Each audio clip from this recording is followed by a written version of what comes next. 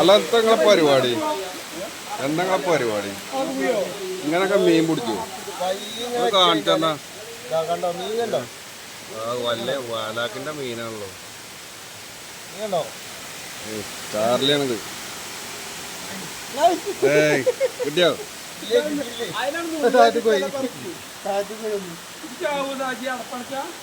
ഓ മീനല്ലേ പിടിച്ചാണ് ഇത് അങ്ങോട്ട് അടിയിൽ കൂടുന്നു. ജീവിക്കട്ടെ വേറെ സ്ഥലത്ത്.